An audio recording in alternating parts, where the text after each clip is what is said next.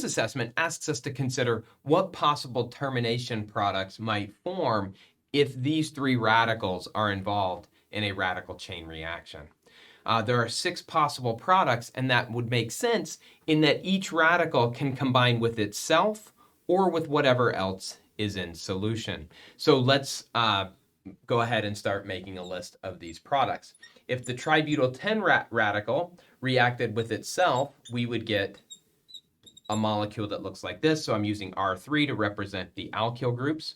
That tributyl 10 radical could also react with the allylic radical here. That would give us a molecule that looked like this. Or it could react with the bromide to give a molecule that looked like that. Let's move over to the allylic radical and see what it can become. The allylic radical could react with itself to make a molecule that looks like this. Or it could react with the bromide to give a molecule that looks like that.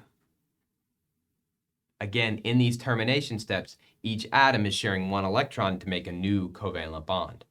If we move over, if we stayed with this allylic radical, we could have this allylic radical also react with the 10, but that's going to give this product here. Moving over to the bromine, what can it do? Well, if it reacts with the allylic radical, we make that one. We've shown it. If it reacts with the 10, we make it. The only one we need to show here is if it reacted with itself. So the 6 products that can be made in the termination steps, if these are the 3 propagating radicals, are the 6 molecules on the screen.